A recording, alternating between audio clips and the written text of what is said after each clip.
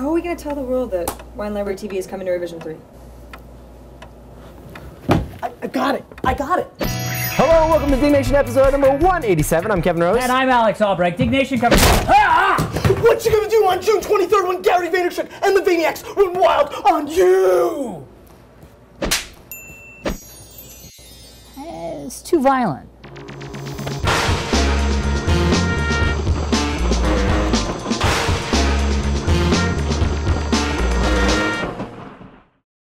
This episode of Techzilla is sponsored by HP Media Smart Connect, Netflix, and GoDaddy.com. Coming up on this episode, we talk about our opinions of the new iPhone 3G. Is it worth throwing away your old phone? Firefox 3 release candidate 2. Is it really all that much better than previous versions? And have you ever considered streaming your wedding live? No? Well, actually, we haven't either, but we got someone who wants to, and we've actually set it up so they can. Find out all the answers to those confounding questions and a whole lot more. Well, it's all coming up, so pour yourself a thermos of coffee, fire up your EVDO, and settle in for a long month of waiting in line at the Apple Store, because Techzilla starts now.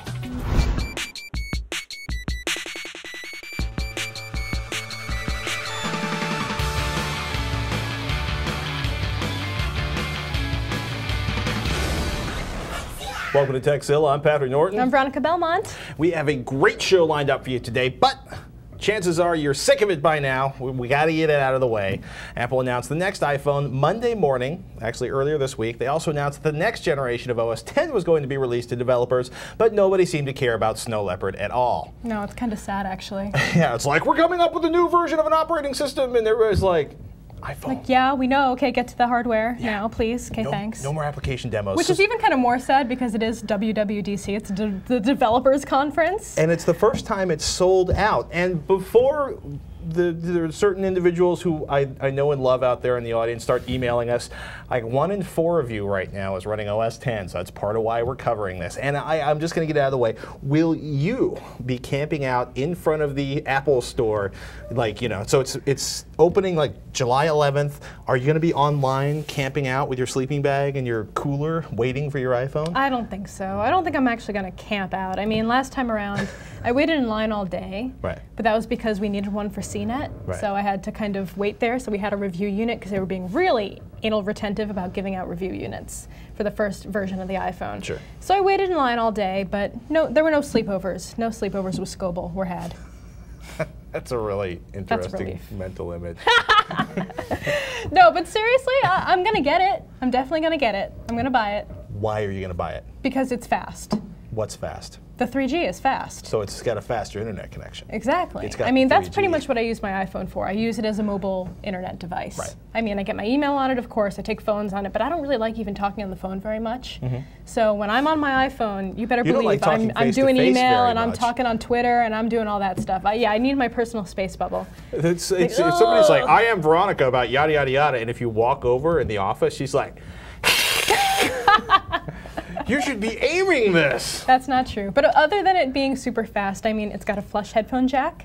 How much have we wanted that? They had me at flush headphone jack because I drilled out my headphone jack so I could plug my headphones into it. I know, it kind of takes some of the fun out of hacksering your headphones No, now. there was no fun hacksering. No fun was had. Yeah, of course, the fast speed is great. Simultaneous voice and data, which means you can talk and browse on the internet. Right, you can actually get a phone call now while you're doing other things, which was kind of a big downside last time around. Kind of pathetic with the Edge. It's got, if you're a business user, you can get ActiveSync, Microsoft Exchange support, finally. I want to know how the people at RIM, everybody does the BlackBerry, right? Because consumer BlackBerry, you don't care about it, but corporations, Apple's obviously gunning to be a corporate tool.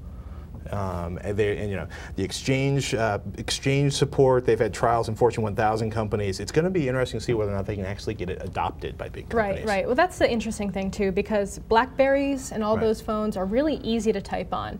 They have the they have the tactile keyboards, and that's been one of the reasons that a lot of people haven't switched over from their Blackberries to an iPhone. I mean, on top of not having the exchange support. I mean, I ended up figuring out I can actually type faster on the iPhone with one finger than I can with two thumbs. Oh, really? And that was weird. I use thumbs. I still want a Bluetooth keyboard for the. Actually, maybe I don't. Maybe I don't remember how whatever. Who cares? GPS built in. GPS, which is awesome, especially since they're going to have all these crazy location-based apps that are coming out for the App Store. Like, there's just weird stuff that they showed off at WWDC. Like, you can see how close your nearby friends are. Like, all these weird social networks. And Wayne is like, oh, Veronica is like 3 blocks away, and she just searched for a cheeseburger. It's like Uber stalking tours, which tools, which makes me a little uncomfortable. 3-hour stalk. 3 more battery life. Battery life, of course. Yeah. But a lot of good stuff. Yeah, it's exciting. Do you care? I mean, why wouldn't I care? Would you actually? I should say, would you care if it wasn't being subsidized? And there's been a lot of confusion about the upgrades and the pricing. First of all, if you're getting your jailbreak on, you're going to hate the iPhone 3G because it's going to be sold in stores only, AT&T stores and Apple stores. Okay. You will have to get a 2-year contract before you can leave. If you if you cancel the contract within 30 days, you have to return the hardware. If you cancel it after 30 days, they make you pay a ginormous kill fee. If you have an iPhone now, they'll basically kill your current contract and give you a new 2-year contract. A new 2-year? And the new 2-year contract, because basically the deals change between Apple and AT&T, so it's basically going to be your voice plan plus $30 a month for your 3G data instead of the $20 a month you're paying for Edge. And I think it's unlimited. Basically, it's unlimited. I don't know if messages are included with that. I'll have to double check. There's a huge list of everything you could possibly ever want to know about it on the Boy Genius report. Which we'd like to thank them for publishing the fabulous AT&T internal memoranda detailing everything. Love bloggers, love them. So yeah, basically hells yeah, super excited about it. You actually, look at you, you're like I'm beaming, right? No, I know, I'm such a fangirl. I've really tried to not be such a fangirl, but come on. I mean, this is what I've been waiting for, pretty much. Although I'm kind of bummed now that I can't make as much money back selling my old one because it's so cheap. Like, why the hell would you pay for my stupid iPhone? Why don't you autograph it and sell it on eBay? You know what? And donate the money to charity. That's lame. You can't. The charity thing is cool, but it's really, really hard to sell things for charity. You need to have like a whole process that you go through on eBay. I'm just going to keep it and use it in case something happens to my iPhone or if I want to jailbreak it and do wacky stuff with it. Wacky stuff. I'm just going to hold on to it. Whatever. So every Apple announcement, of course, brings with it an avalanche of scorn, contempt, satire, and hatred, at which point the Vista crew is probably sitting forward in their seats. Everybody's favorite fake newspaper, The Onion, had this to say about the new iPhone. Nanotechnology will now enable the iPhone 3G to reassemble itself when thrown against the wall. There will be an exclusive link to the Google Street View so you can watch yourself using your iPhone at all times. And it takes Polaroids. Ooh. Yes. Oh, and it also makes lightsaber noises as you move it from the typing position to your ear. Aww. Unless you think... Was that a lightsaber noise? I don't even know. It's more of a honking noise. I like that. Man, I've had a lot of soda today. You've had like 4 Diet Cokes. She's out of control. Not good. Unless you think we are total fangirls, some of the more significant shortcomings of the new iPod are lampooned in this video from redband.com. My camera doesn't even have a flash. It's only 2 megapixels and I don't have a camcorder. What? So you can't send those fancy videos? I can't even send or receive photos. Which is to say, there's still no flash, there's still no SMS, and there's still no video. Oh, you know what else there isn't? What's that? Stereo Bluetooth for yeah, headphones. but you know what? Stereo Bluetooth is like listening to Bluetooth, which basically means you can take beautiful music and make it sound like crud. But that's just me. That'd still be a nice feature to have. It can't be that hard to build into it, Are you going to buy a right? stereo Bluetooth headset? No. Because you like to listen to music that's been... some people do. I mean, that's one of the biggest complaints I've heard, is that it doesn't have stereo Bluetooth. They were talking about it in the forums. Okay.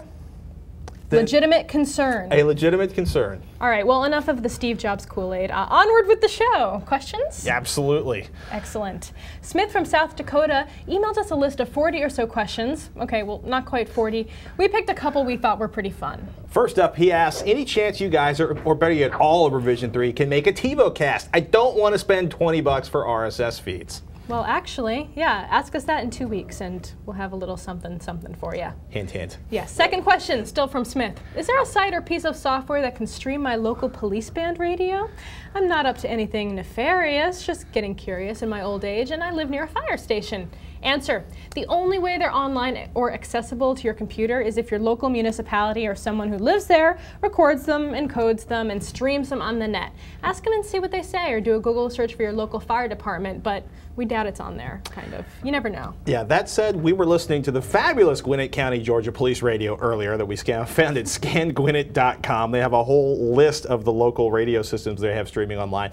So, Smith of South Dakota, I have this vision of Agent Smith in a field with an internet internet connection. I just wanted to get that out.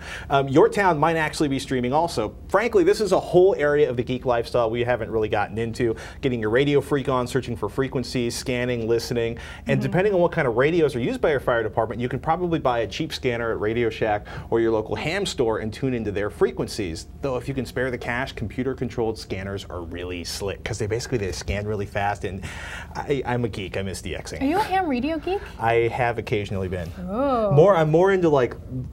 I don't transmit. I listen. I'm a lurker. So you don't have like a handle, some kind of cool. My favorite thing was playing with antenna designs. Because I had all these vintage, somebody left, where I grew up, and basically the farm I grew up had an outbuilding. The outbuilding had a pile of vintage ham radio equipment, and I got a transceiver, and I basically spent a lot of time building antennas and pulling in radio stations from all around the world. Very interesting. It was fun.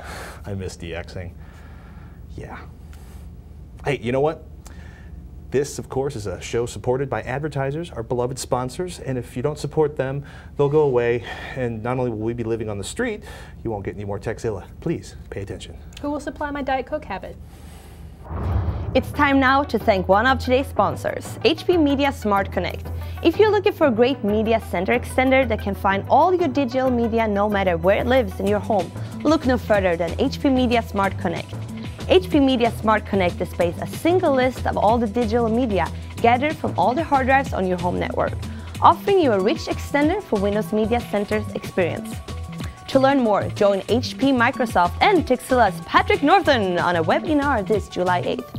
You can check it out at the address shown on your screen. Welcome to this week's Freebie Download Pick, a free program we find useful, fun, or incredibly interesting. Today's selection, some Windows defrag tools. JK defrag, it's something we talked about before, Ultra defrag. Now, conventional wisdom states that a fragmented hard drive is a slow hard drive. Of course, defragging is a pretty slow process itself, especially if you're using the built-in defragger inside of Windows. Enter JK Defrag. This small, lightweight defrag tool quickly and speedily is going to clean up, basically rearrange everything inside your hard drive so it moves fast. And no install is needed. Just double-click on the icon and away it goes. You can run it from a USB drive. You need more control? Kick it command line style with the command line executable and switches, and there's a ton of them. Now, if you want something a little more traditional, check out Ultra Defrag. This speedy open-source defrag utility features a nice graphical user interface plus a colorful chiclet diagram of Ultra Defrag's process as you watch it reassemble files, well, to make things move faster. And you know what? Ultra Defrag has native 64-bit support for those rocking the 64-bit Windows installations. Either one of these applications makes an excellent alternative to Windows built-in defragger. They're small, they're a lot faster, and best of all, they are free. What are you waiting for? It's not like they're going to cost you anything. Okay, Ms. Belmont, are you ready for more questions? As always. Are you braced? All right. I always do this on the show. Certainly, our next email goes right to the point. Jim writes, Firefox 3, good, bad, will I be able to tell the difference? Jim. Well, Firefox 3 is great. It's faster, it doesn't crash as much, and it feels a bit more solid, to me at least. It's still in RC2 mode. Release candidate. That basically means it's done, but they want to do some more beta testing, except it's not beta testing, it's release candidate testing, because they're hoping they've gotten everything fixed so they can send it out to everyone in the universe and continue to hammer away at Internet Explorer's inexcusable lead in the browser area. Yeah, one of the big changes in Firefox 3 is the implementation of Gecko 1.9, an updated layout engine. It's said to fix many of the bugs in version 2. It improves standard compliance and implements new web APIs. I just like to say Gecko 1.9. Gecko, yeah, it looks pretty awesome. It's also got that new front-end interface designed to make Firefox look like whatever OS you're running. So it blends. It blends nicely. Better with your operating Will it blend? system. The answer to that is yes. Firefox 3 will blend. Now, I've been going back and forth on Twitter with a bunch of people. I've been running on OS 10, Windows XP, and Windows Vista, and actually I've been running RC2 on a couple of those cases because I upgraded or reinstalled and basically didn't realize I had moved on from RC1. The point I'm bringing this up, though, is it doesn't seem to crash it much. Now, some people are saying they feel it still has the memory leak, but I gotta point out, if you were like me and you have 10 windows open with like 10 or 20 tabs in each one, and you're used to basically taking over your system, using 100% of your clock cycles and basically ruining your life, relax, because I have not run into that very common problem at all in Firefox 3, and that has me really excited because I basically moved away from Firefox and was doing everything on Opera, except for the programs that won't run on Opera, and those I use the dreaded Safari for. Ooh. Yeah, I don't know. I haven't been having a single problem with memory leak stuff with Firefox 3. It's been smooth sailing the whole way. It's been a whole new world.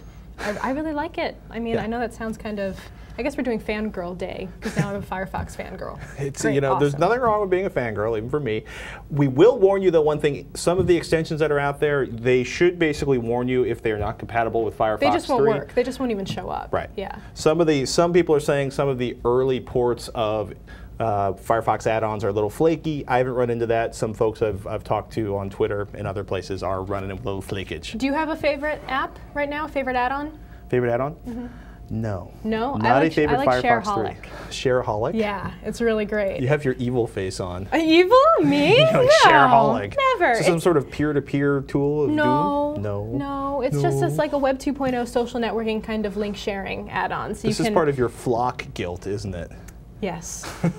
I got a very nice note from the guys at Flock saying that they're sad that I left, but I'll come back. I mean, it's just Firefox is very fast right now. I still love Flock.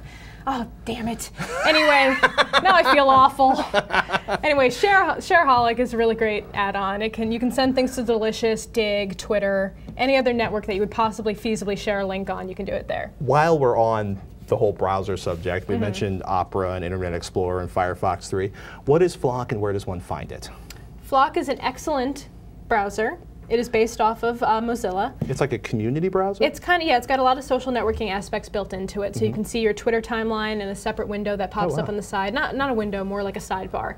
Or you can view all your whole media bar, which shows you pictures from Flickr or PhotoBucket or whatever other sharing sites you use for things like that. So it's like Firefox Plus? It's Firefox with a bunch of Web 2.0 stuff built right into it. So you don't even have to go to those separate websites. You can do it all within the browser. So it's really super cool that way, for sure. We'll put a link to that in the show notes. Check out Flock as well. Another question?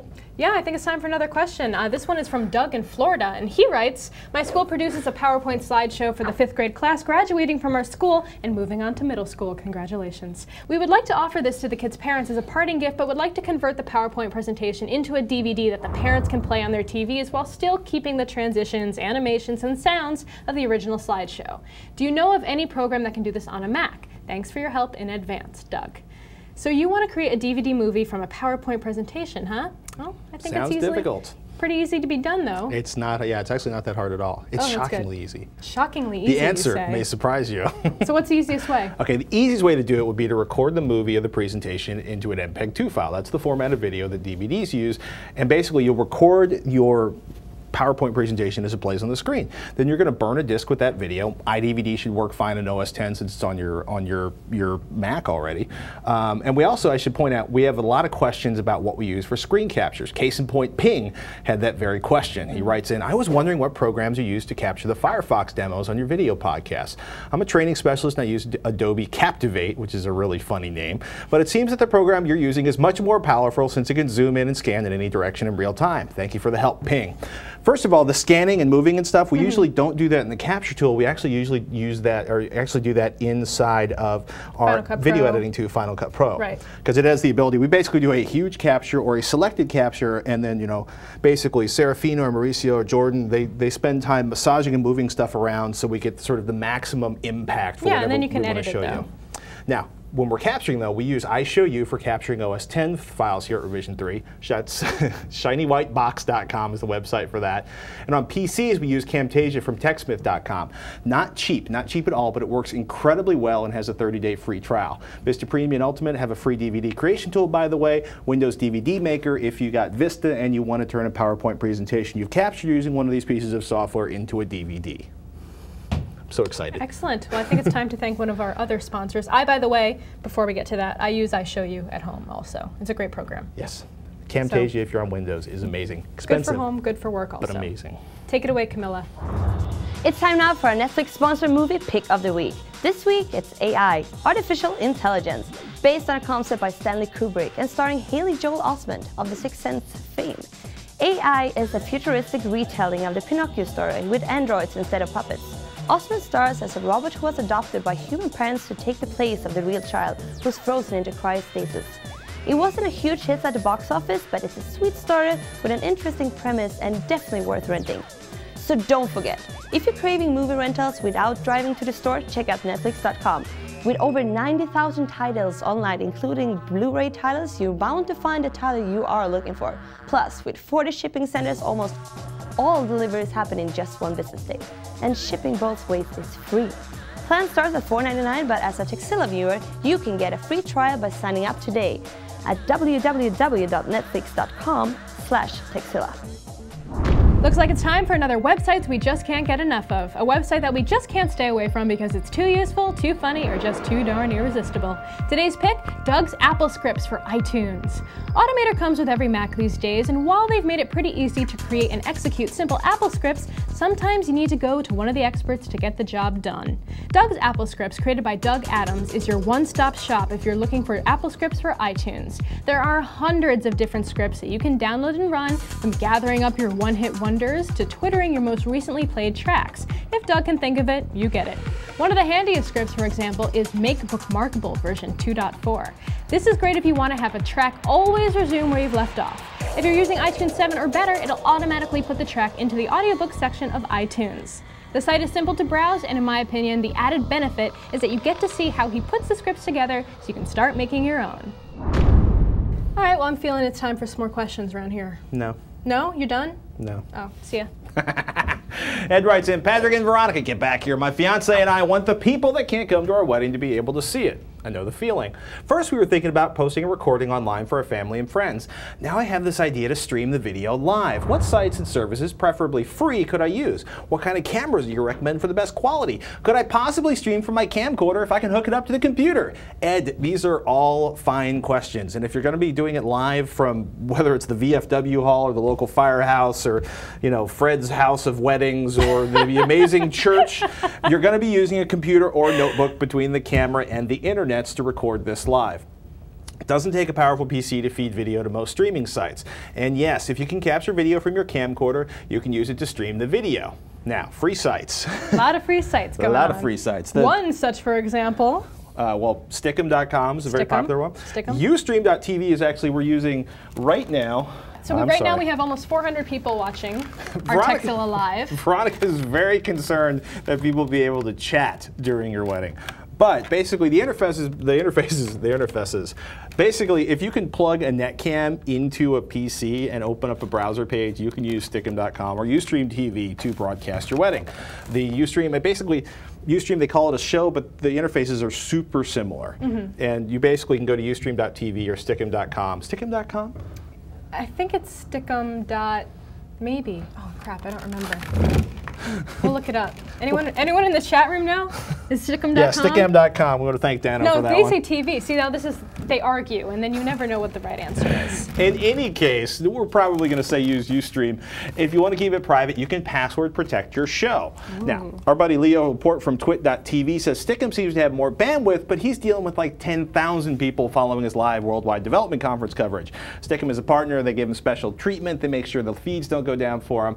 But you know what? We got like 400 folks following Ustream right now. If you've got 100 folks following a wedding, Ustream is probably going to feel less like a teen hangout, and probably, you know, basically you shouldn't have a problem sharing the wedding with everybody as long as they have an internet connection. I don't know. I would definitely want it to be password protected. Yes. I don't know how comfortable I would be having my wedding streaming over Some the internet. photos I'm from not my a reception caster, so that would be a little too much. Were taken, and somebody posted them on their webpage, and they went out all over the internets, and my wife is still pissed about that she's to this mad. day. Speaking of other big problems other than my wife being mad about illicitly distributed photographs, is getting an internet connection to wherever your wedding is being held. Sure. Check to see if they have internet access where you're going to be. We've actually used an EVDO modem to feed a Ustream show. It's not the best quality, right? Because the thinner the connection, basically the less video you can shove to the server, and the lower the video quality is going to be. It's not going to be the best quality, but it'll definitely work. You can see that in action. System episode 33, DIY live broadcasting online. Excellent. I got really excited about that, sorry. It's pretty exciting stuff. It is exciting stuff. You actually do this all the time. Do you like it doing with the Nokia 95 more? I've got the Nokia 95 too that I've been using for Quick, and that's another way you can stream it too, but for some reason it always drops mid-broadcast, and you have to like hold it and like do stuff, and it's kind of, that part's a little, if you want to be mobile it's good, but if you're just like hanging out at your desk, kind of like what I do all day long, it's sorry, I'm easier having to a just vision have of the it in front Reverend, you. like, you know. Do you take this man to be your lawfully wedded husband? I do, yeah. Do you? That Yeah, would be a little exactly. strange, which actually is something to bring up, is make sure whoever you ask to videotape this for, because they're going to be tethered to the computer, you probably just want to put it on a tripod and just leave the shot and everybody can deal with it. Because there's nothing worse than having like your nephew decide they're going to be like super documentarian and getting up and blocking the view of everybody at the wedding so they can Awesome. get the shot. The important shot. I mean, hey, you got to remember it for the rest of your life, right? It's captured on video Oh, for I'll a reason. remember it for the rest of my Better life. be good. Anyhow, guys, on another note, we want to see your lovely faces on the screen. So please, please keep sending us your video emails. Remember, make the questions no longer than 15 seconds, upload them to YouTube, and email us a link with video question in the subject line. That way we can find them, because we get a lot of emails. Now we have a message from one of Texilla's sponsors. If you want to make an impact online, GoDaddy.com has what you need. .com names as low as $1.99, plus world-class hosting, fast and easy website builders, and much more. Tell your story to the world with .me, the top-level domain that's all about you. LandRush is only open until July 17th. Should the same domain be requested multiple times, an auction will be held to claim the name. So act now and create a unique, personalized space on the internet with .me. Plus, enter code TEK2 when you check out and save an additional $5 off any order of $30. Some restriction apply. See sites for details. Get your piece of the internet at GoDaddy.com. Support us by supporting them. Are you ready to tackle more? Yes. Yes, you're ready. Just do my hair like this for the whole show. We got ourselves an email from Matt. He says, I did a clean install of Vista Home Premium on my notebook, then upgraded to Vista Ultimate. Now all the gigabytes of Texilla I've downloaded are gone. Can I get them back? Oh, God. Yes, actually. If those videos were on the same partition you installed Vista Ultimate onto, they most likely, though, were erased. Oh. And if you formatted the drive when you did the clean install of Home Pro, then they'd be a real pain to try and recover. There's a chance you might be able to save any videos that weren't overwritten with new data by running drive recovery software. Runtime.org's Get Data Back is a personal fave. That says it would probably take a lot less time to download those files again than it would to actually run the file recovery software. I mean, I'd save the file recovery software for the irreplaceable pictures of the grandkids or your dissertation or the business data you can't lose. I'm sorry for the bad news, but it's important.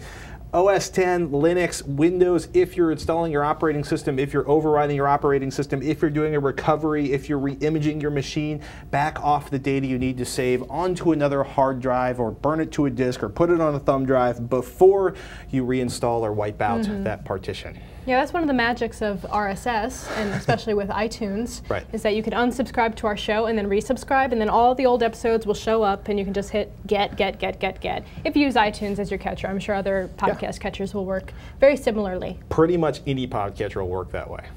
We need to do a podcatcher roundup. We do. We've been getting email about that again. Have we? Yeah. Huh, I missed those. People want stuff like other than iTunes. Yeah, there's a pretty good list of things, especially like open source things that you can use, like Miro. We should do that next week. Next week, okay. We can show it off. All right, well, let's move on to the next question. We've got one from Rob, who writes, Patrick said something about getting a Bluetooth keyboard to work with his iPhone. For some reason, this made me wonder, whatever happened to those laser projected keyboards that were supposed to swoop in and save us all from thumb typing and tiny keyboards? Rob. Well, Rob, I was hoping they died the proper death that all useless, overpriced, gee-whiz gadgets that don't work should suffer, especially when I have to test them. On a less obnoxious note, they were enormously difficult to touch type with, didn't work well, and cost an arm and a leg. I saw Roger Chang actually weeping while trying to type an email with one because he couldn't get the letter to But don't they make helpful clicking noises when you use them on the table? Your fingertips smashing against hard, painful So that's surfaces. the actual sound? Oh, great. Yes. Wonderful. Fortunately, though, if you don't believe me, you can still buy them online from the worldwide internet distributor of the virtual keyboard for $199 or for $159.99 at our fave source of geek toys, thinkgeek.com. Speaking of which, if anybody has $1,600 they want to use to buy me a useless geek toy, or Veronica, feel free to send us an Optimus Maximus keyboard that has 113 little tiny customizable OLED screens. It's hard to say OLED. I already have one. You already have one? You have one? Well, it's Brian's, but it's at the house. Used it. Yeah. Yeah. You don't have one, though. You stole one No, from your... Art Lebedev gave us one to use. Really? Yeah, it's a test. It's a tester unit. To both of you? Well, I mean, he gave it to Ryan, but, yeah. you know. The perks of hanging with Engadget's leader we won't get into. Or, on a slightly more practical note, you can send me a pair of Fox Racing's 3.0-inch remote reservoir coilover shocks, the 16-inch travel version, please. Thank you very much. Sorry, I'm having a cam, you-know-what moment. You want to come over and use it? You should bring it in. We could do a demo. Maybe I will. People would love to see that in action. It is pretty cool. I mean, it's a little difficult. I mean, the keys are kind of big, but they're fun to use. If you want to see the crazy, customizable 113 little tiny monitor screens and one keyboard, email us, techzilla@revision3.com. We live on your emails questions, and we would like to live on your video questions.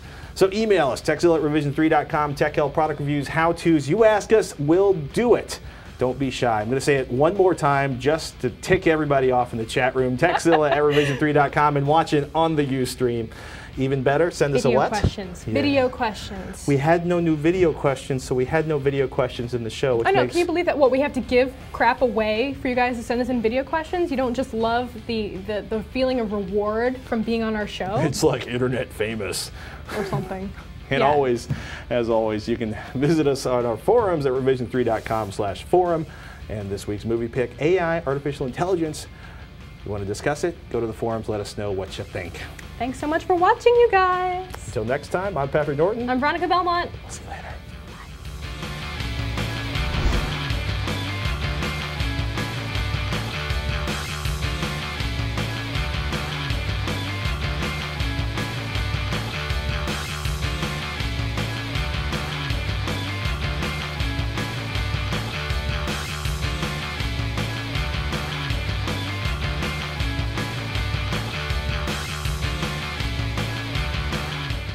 Today's selection, JK. JK. Hi, I'm a professional communicator. How the hell are you? Aktun Herren Belmont. Sorry, I don't know what that's about. You ready for some, more questions? Yeah, questions are good. Our next attention, Mr. Belmont. That was strange. All right, let's start over. All right. Aktun mein Hoffnung. He scared the crap out of me with that too. I was like, I'm sorry. It's time now for our Netflix sponsored movie pick of the week. This week it's AI. You read just like I do. Okay. It's time now for our Netflix sponsored movie pick of the week. This week it's AI, artificial intelligence. From the top. All right. I'm sorry, Roger. Check it out. Is Roger pissed at me in there now? Roger doesn't care. He doesn't care. He's moody. He's gonna come and punch me if I do it wrong, right? All right, Patrick, you gotta be. Can you phonetically write T-A-K, Roger, in there, or the script? I love you guys. Thank you. There we go. T-E-K. That's so cute. All right. All right. Ready to pick it up?